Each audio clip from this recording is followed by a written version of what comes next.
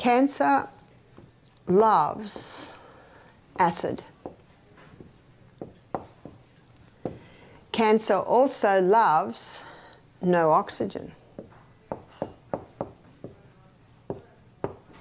The other thing cancer loves is sugar.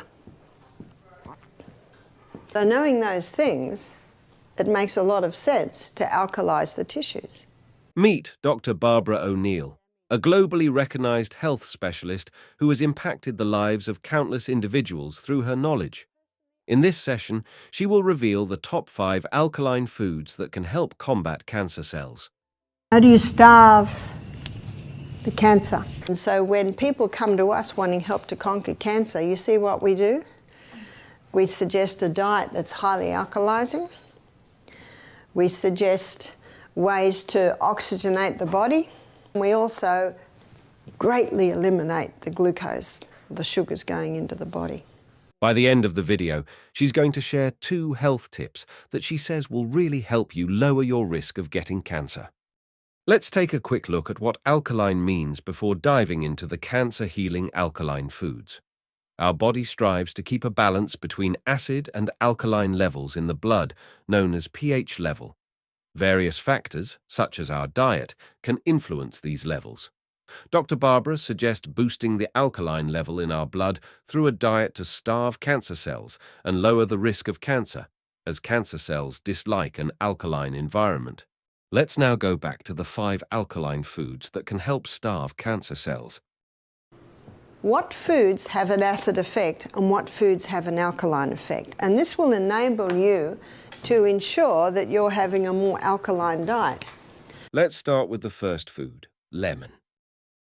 See that the first alkaline food I'm putting up here is the humble lemon, and you might say, no, the lemon's acid. It is. And it's acid where it should be. There's only one part in the body that should be acid. You know where that is? Stomach. It must be acid. If someone says, I've got a very acid stomach, I say, praise God. Because if you don't have an acid stomach, you can't break your proteins down. No, the lemon is acid where it should be. That's why you'll find that most of our salad dressings have lemon in them. But when it is broken down in the gut and the minerals are dispersed and absorbed into the blood and thus to the tissues, it has an alkaline effect because the lemon is high in the alkaline minerals, which is sodium and potassium, calcium, magnesium and iron. These are the alkaline minerals, and the lemon is high in the alkaline minerals. Don't you love the lemon? Every home should have a lemon tree, and if you're in a unit, you can have a lemon tree in a pot on your veranda. The lemon is a delicious fruit that, when digested, releases alkaline-forming minerals. These minerals can raise the alkaline levels in your blood. You can eat the lemon as it is, add it to salad dressing, or use its juice as a flavoring for tuna. However you decide to enjoy it, Dr. Barbara recommends having 1 lemon a day. The next food is dark leafy green vegetables. Dark green leafy vegetables are also alkaline forming. Dark green leafy vegetables we should be eating every day. That's your kale, that's your parsley, that's your, what you call them, collard greens, spinach and silver beet, kale. We should be eating something from the dark green family of vegetables every single day. And if you don't, you really should have a dose of green barley or super greens. Dark green leafy vegetables are leafy vegetables that do not include fruits. Examples of these vegetables are kale, parsley, and spinach. They have been proven to have an alkaline effect on the body and can be enjoyed as a salad or individually in their raw or steamed form. Dr. Barbara recommends including these vegetables in our meals every day. The third food is vegetables. Also vegetables. Vegetables have an alkaline effect. But there is a question mark with vegetables. I'm putting a question mark here because for some people these have an alkaline effect and sometimes an acid effect. There's the tomato and bell pepper or in Australia we call that capsicum. Also eggplant, and some countries call this aubergine. And last is the potato. Now this is not the sweet potato. The sweet potato is actually not a potato. The sweet potato is a yam. I'm referring to the English potato or the Irish potato. This is the nightshade group of vegetables, and for some people they have an acid effect, and for some people they have an alkaline effect. It's crucial to pay attention to how your body reacts to different vegetables when you eat them. Do they make you feel any different or uncomfortable? By tuning in to your body's responses, you can figure out which veggies are most suitable for you. That's why the fine-tuning is yours. No man on the planet can tell you the fine-tuning, only your body can. Remember to give this video a thumbs up and hit the subscribe button to show some love for this channel. And make sure you stick around for Dr. Barbara's 2 cancer healing tips at the end of the video. The fourth food we are going to cover is legumes. Lima beans and lentils and soy are the 3 alkaline-forming legumes. Legumes fall under the bean family category. Dr. Barbara suggests alkaline-forming legumes like lima beans, lentils, soybeans, and Irish potatoes. Lima beans can be a tasty addition to soups or roasted for a nourishing flavor. Soybeans can be enjoyed cooked or turned into soybean milk.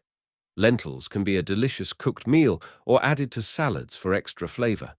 Irish potatoes can be boiled, made into porridge, or added to salads. No matter how you decide to eat these legumes, they will be a satisfying and cancer-fighting part of your diet. Number 5 of our list is grains. For your grains, the millet is alkaline. Quinoa, these are alkaline grains, but they're also gluten-free grains, so that's made them very popular. Amaranth. Amaranth is a grain that's not very well known. I think the Aztecs, traditionally they've eaten the quinoa and the amaranth. It's a very tiny grain, and when you cook it, it goes like a lump of glue. Grains such as millet, quinoa, and amaranth are well-liked choices that can help raise the alkaline levels in your blood and inhibit the growth of cancer cells. These grains are versatile and can be enjoyed cooked.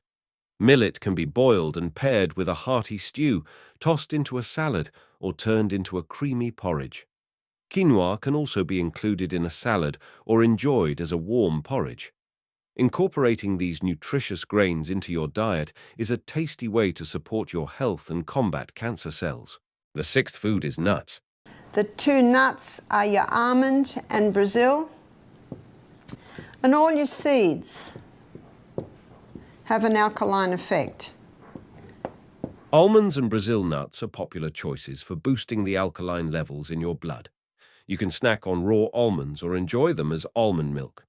Adding Brazil nuts to your diet is also a delicious option. Dr. Barbara shares 2 tips for healing cancer, with the first one being sunlight. So if someone has cancer, the first thing you do is put them in the sunshine. No matter where the cancer is, put it in the sunshine. The sunshine purifies. The sunshine penetrates deep into the body. Skin cancer only has arisen since people started to eat devitalized food and they stopped spending time in the sun. Did everyone hear that? They stopped spending time in the sun. In fact, vitamin D deficiency is a big contributing factor to skin cancer. Research indicates that boosting your sunlight exposure can lower the chances of getting colorectal, breast, and prostate cancer by 30% to 50%. This is due to the vitamin D that the body absorbs from sunlight. When your skin is exposed to sunlight, it triggers the production of vitamin D. Vitamin D plays a crucial role in performing different bodily processes.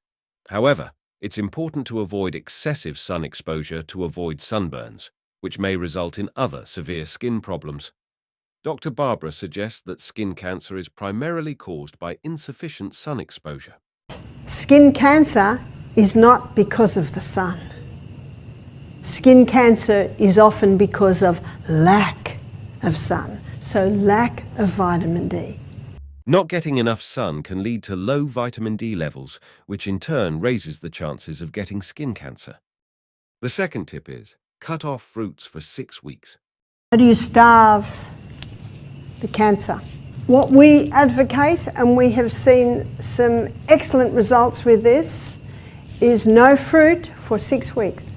And then someone might say, but Barbara, fruit is good. God made fruit good. He certainly did. There is no doubt about that. But if someone has a serious health condition, they may need to stop that fruit for a period of time. Can you see why? Because cancer consumes 15 times the glucose of any other cell. When you deprive cancer cells of glucose, they self-destruct. Lots of fruits contain a high amount of glucose, and according to Dr. Barbara, cancer thrives on glucose. Consuming fruits can raise the body's sugar level, which in turn feeds cancer cells and leads to their growth. Dr. Barbara suggests that cancer cells self-destruct when there's no glucose.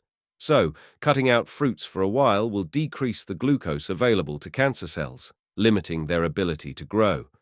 And that's it for today, guys. Kindly leave a comment if you enjoyed this video. And as always, stay informed, stay healthy.